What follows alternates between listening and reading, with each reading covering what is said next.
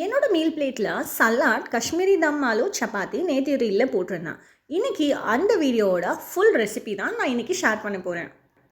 Pressure குக்கரில் தேவையான அளவு தண்ணி ஆட் பண்ணிவிட்டு ஒரு 7 to 8 பேபி பொட்டேட்டோ நான் குக் பண்ணிக்கிறேன். 2 விசில்ஸ் வச்சா போதும். இதுக்கு கிரேவிக்கான மசாலா ரெடி பண்ணுறதுக்காக ஒரு ஜாரில் 3 லார்ஜ் ஆனியன்ஸ் ஸ்லைஸ் பண்ணி ஆட் பண்ணிக்கிறேன்.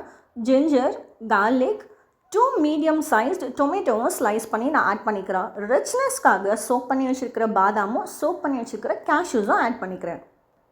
இதை அப்படியே அரைச்சி ரெடி பண்ணி வச்சுக்கலாம்.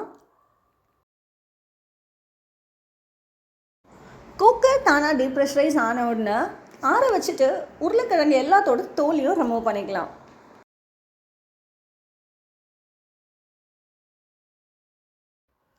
தோல் உரிச்சதுக்கப்புறமா உருளைக்கிழங்குல ஒரு டூத் பிக் வச்சு அங்கங்கே கொஞ்சமாக ஓட்டை போட்டு வச்சுக்கோங்க.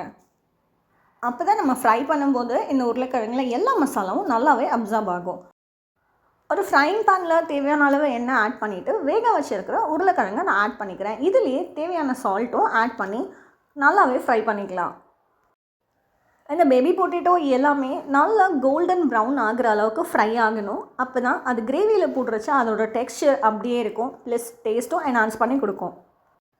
ஃபைனலாக கிரேவி ரெடி பண்ண ஒரு கடாயில் எண்ணெய் ஆட் பண்ணிவிட்டு தாளிக்கிறதுக்கு நான் வெறும் சீரகம் மட்டும்தான் ஆட் பண்ணுறேன். அரைச்சி வச்சுருக்கிற மசாலா பேஸ்ட் இதில் ஆட் பண்ணிவிட்டு தேவையான அளவு உப்பையும் ஆட் பண்ணிவிட்டு ஒரு 15 minutes லிட்டை போட்டு க்ளோஸ் பண்ணி வேக விட்டுறலாம். இந்த கிரேவிக்கு இன்னும் கொஞ்சம் மசாலா ஆட் பண்ணணும். அதுக்காக நான் ஒரு cup கர்டில் 1/4 teaspoon turmeric powder, 1 teaspoon தனியா powder, 1 teaspoon chilli powder, 1/4 teaspoon கரும் மசாலா ஆட் பண்ணி நல்லா மிக்ஸ் பண்ணிக்கிறேன்.